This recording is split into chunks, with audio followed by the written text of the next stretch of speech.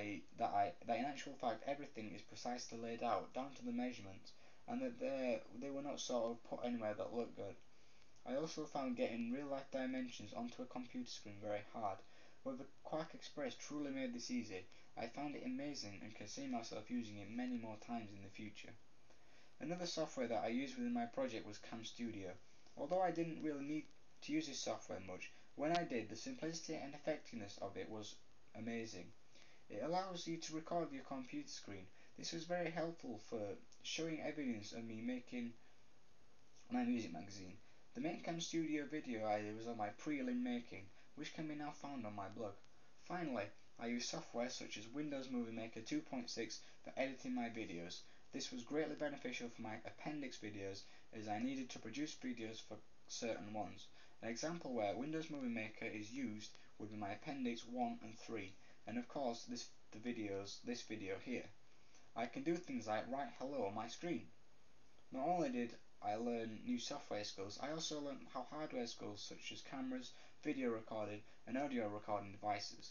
I used a Sony Alpha 200 series DSLR, digital single lens reflex camera, and before this project I always just saw them as more of an expensive camera, where there was no different from these in digital cameras.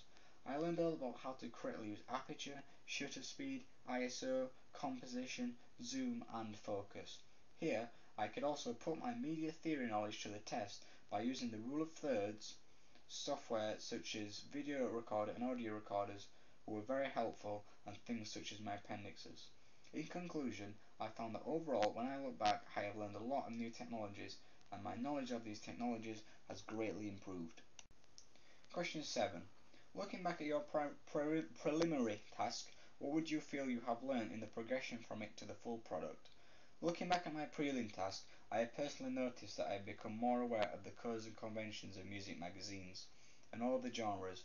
For example, the location of mastheads, cell lines, main cover images and banners. I also now understand and could explain in detail why companies have chosen to lay out these items where they have been laid out. I would additionally feel comfortable explaining what colours have been used where and how styles. I know that during the stages of my prelim task that I didn't really know much about these, and I thought that they just placed things wherever looked good. For example, my front cover of my prelim task was poorly chosen colours that looked tacky, unprofessional, and just stand out too much. After I performed my research into music magazines such as Kerrang and Rock Sound, I found that primarily these types of music magazines consist of 3 colours that all work well together and support the subgenre of the music magazine. Because of this, I then took this into consideration when I made my music magazine, and I came to the conclusion of using the colours red, black and white. The decision was partly my own, help from my imaginary entity and also feedback from other things such as my questionnaire. The masthead that I made for my prelim task was very basic, large, too colourful and just didn't look like a masthead. The colours were incredibly bright, the fonts were all just unrealistic to a college background, the background was hard to tell what it was, and it was oversized. After looking at this, I realised that I would need to put more research into the masthead for my final work. Therefore, I looked at the popular rock music magazines such as Kerrang and Rock Sound, and looked at how these music magazines were laid out and the codes and conventions within them. Upon creating my masthead, I imported it onto a Photoshop document. I could already see the difference and the potential my magazine had of looking professional. I could clearly see it would quite easily look as professional as Kerrang or Rock Sound. I have also learned how much detail and thought is required to make good professional looking, effective front covers, contents pages and double page spread. Factors such as not having too many fonts, not overlaying things to confuse the reader, choosing effective colours, choosing the right image and choosing the right size font and location of objects. If any of these are done incorrect, then it can result in the magazine looking unprofessional, as well as the actual layout of the font side of things. I have noticed that much work really goes into the photography side of the magazine as well, as this plays a massive part in the development of a magazine in order to make it look professional and attractive, therefore being successful. I had to pay very close attention to all of this when I took my photographs to my media magazine, as I wanted to denote my meanings within my imaginary entity.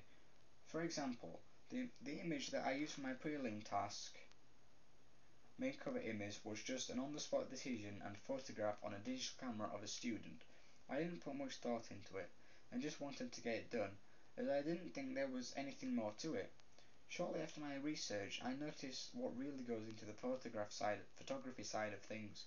Therefore, when I took the photographs for my main cover image, I made sure I didn't make the same mistake. Factors such as camera angle, position of subjects, clothing, props, looks, shadows and highlights, lighting and backgrounds were all taken into consideration. Not only did I do this, I also took lots of photographs so that I would have a vast collection to choose from later on. Although I used a high quality DSLR camera opposed to a basic digital camera, which also allowed me to edit the photo more before I even got it onto a computer with things such as aperture, ISO, shutter speed, composition, exposure, zoom, and focus. I additionally put thought into theory too, such as the rule of thirds. I tried to make the subjects star personas, Richard Dyer, and additionally ideal self or partners, Carl Rogers. The cell lines on my prelim task were very dull and boring. The colours were all messed up, and the location of them was shocking.